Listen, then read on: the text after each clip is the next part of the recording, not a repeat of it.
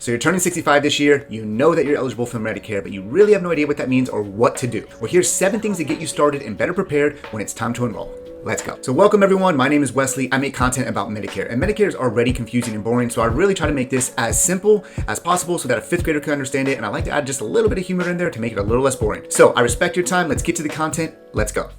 First thing, number 1, eligibility. First thing to know about Medicare is if you're eligible. And to be eligible, you have had to work in the United States for at least 40 quarters, which works out to be about 10 years, and pay taxes during that time into Medicare. If your spouse was the primary breadwinner and meets that requirement, then you can have what is called deemed entitlement, meaning you can also be eligible for Medicare even if you didn't work and say you were a stay-at-home parent or something of that sort. Next, you also must be a U.S. citizen or a legal resident with 5 continuous years. And the third thing regarding eligibility is age. Are you 65 or older? Now, side note, you can qualify and be eligible for Medicare if you were under the age of 65. However, that is a completely another video and a completely another topic that we will address at a different time. For this video, we only are going to address those who do not qualify for the under 65 eligibility requirements, meaning they've been on disability for at least 24 continuous months or have end-stage renal disease. This is for those who are turning 65 this year, and this is their first time being eligible for Medicare. So, let's continue. So the next thing to know about Medicare is the different parts of Medicare. Medicare is confusing, right? I think I say that in almost every video. Medicare is confusing, and it has multiple parts. It just makes it even more confusing. Now, going into each separate part would require a separate video. They each deserve a separate video where you can go into depth on each one of those parts. However, for the purposes of this video, we're just going to simply name those parts, kind of give you a brief overview of them so you have an idea of how the entire system works. And then when you want to look more in depth into each part of Medicare, you can watch another video that explains those further. So part A is hospital coverage. Part B is doctor coverage. Part D is prescription drug coverage, and I'm sure you've also heard of Part C. Part C is simply all of those combined into one, a Medicare Advantage plan. The third thing you're going to want to know when you are preparing to enroll in Medicare is when you can actually enroll. Your initial enrollment period is what this is called. It is also abbreviated as IEP. So your initial enrollment period starts 3 months before your birth month on the year you turn 65. So for example, let's say you turn 65 this year in June. That means you are eligible to enroll in Medicare 3 months before the month of June, so March. So you have March eligibility, April eligibility, May eligibility, then you have your birth month, which is June, to enroll, and then you also have 3 months after your birth month. So you have July, August, and September. You have 7 total months out of a 12-month year to enroll in Medicare when you first become eligible. The reason this is important is because you're going to want to at least enroll in Medicare Part A. Reason being is most people don't have a premium monthly basis for Part A. It's $0 per month to them. So even if you have credible coverage with, let's say, an employer and you're still working, it makes sense to enroll at least in Part A during this time frame. Now, to enroll in Part B, that is completely up to you. If you don't have credible coverage with an employer, it is advantageous to enroll in Medicare Part B at this time as well. However, if you do have coverage through an employer, you might want to delay enrolling into Part B and paying that monthly premium until you quit working, essentially. And for those who do not have the $164.90 per month to pay for the Part B premium, there are other programs, assistance programs you can look into to see if you can get any sort of financial assistance in paying for your Part B premium. But just for purposes of this period, our initial enrollment period is 7 months out of a 12-month year in the year that we turn 65. You can enroll in Medicare 3 months before your birth month, and 3 months after your birth month. However, I would suggest not waiting to the last minute to enroll in Medicare because there are penalties associated with if you do not enroll on time, you could be facing a late penalty charge. Number 4, well, how do I enroll now that I know when I can enroll? Now there's 4 ways you can enroll into Medicare. My personal favorite and the easiest one is go online to Medicare.gov and do it there. But you can also call 1-800-Medicare. You can go into your local Social Security office, and to find a Social Security office near you, you can go on SSA.gov. And if you're super old school, you can go into the Social Security office, get a paper form, and then actually mail it in. The 5th thing to know when enrolling in Medicare is you have options once you enroll. So once you enroll into Medicare Parts A and B, you now are open to more options. If you don't enroll in both Part A and Part B, then these options are not available to you. So you have to have Parts A and B to take advantage of these options. Your options are one of 3 things. You can stay in original Medicare, which is just Part A and Part B. You can join a Medicare Advantage plan, which means you have Part A and Part B, plus you'll also get those extra benefits like hearing, dental, vision, gym, All the things that you see on TV are usually included in Advantage plans, or you can enroll in a Medigap plan, which is a separate private insurance plan that will cover the costs that original Medicare does not cover. Each one of those has its advantages, and it also has its disadvantages. What works best for you, only you can decide. But you need to know how each one works and how each one works in the area that you live in and what's going to work best for you, so you can decide on which plan would be better for you in the future. So the sixth thing to consider when enrolling in Medicare is cost. And cost is always the biggest thing when it comes to any type of insurance, whether it be car, auto, home, life, and same thing with health and Medicare, right?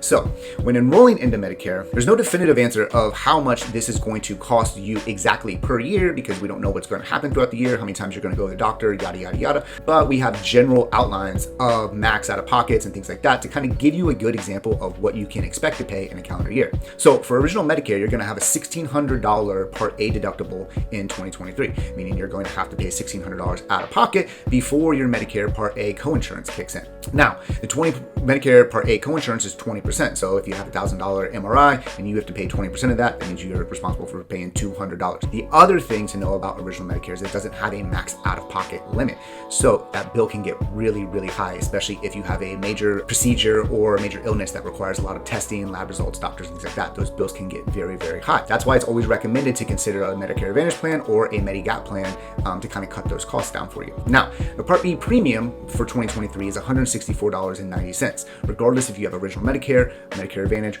or Medigap, you're going to have to make sure that you pay the Part B premium. Most people are going to qualify for $0 premium Part A, but they are going to have to pay the monthly $164.90 Part B premium. If you are a lower income, yes, you can get financial help to subsidize that amount for you, but that's a whole nother video, a whole nother topic. Either way, that Part B premium needs to be paid by you or some other entity to continue the coverage for 2023. In addition, your Part B deductible will be $226. So that means when you go to the doctor, you're going to have a deductible of $226 that needs to be met in the year 2023. Now, let's look at how this works if you have a Medigap plan. So your costs for a Medigap plan or a Medicare supplement plan are going to be 1, your Medicare Part B premium, 2, the monthly premium that the plan actually costs you. 3, this is optional if you want to get any sort of extra coverage for vision, dental, or hearing. And then 4, optional as well, if you want to get extra coverage for a prescription drug. So in a Medigap plan, you don't get prescription drug, vision, hearing, or dental included in the policy, or at least in most of the policies. Most of them, like 99% of them,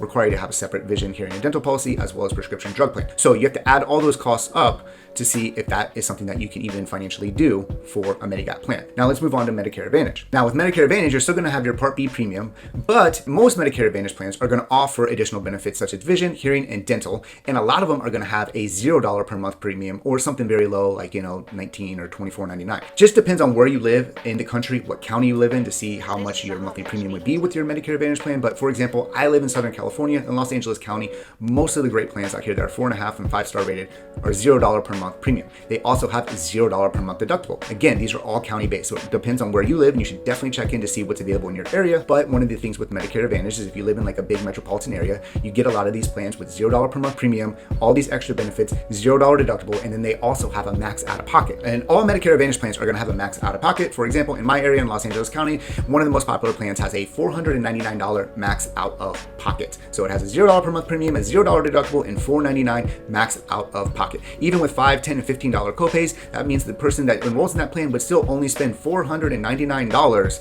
in that year for medical services. Now, to sum this part up, original Medicare has the highest deductibles and no out-of-pocket max. Medigap has a monthly premium plus premiums for vision, hearing, and dental if you want that, plus premiums for prescription drugs, which is highly recommended. And then Medicare Advantage usually encompasses all these things into one plan, and it depends on where you live and what county you live on what the premium is for that plan. So the seventh and final thing I think you should be aware of when you're starting your journey of learning what to do when enrolling in Medicare is considering changes. Now, let's say that you make a mistake and you enrolled into either original Medicare or Medicare Advantage, but you really want a Medigap plan or something like that. A lot of times people think that they're stuck, like that's it, they're one and done. That's not necessarily the case. Now, if you are sitting down with a broker, they should be going over the differences between all these things with you so you can make an educated guess the first time on what kind of plan you can afford, what kind of plan that you want to be into. However, if for whatever reason a mistake is made, you don't have to think that you're stuck in that plan forever, but you should be aware of any sort of penalties or any sort of premium increases things like that before you make your original decision to join the Medicare plan.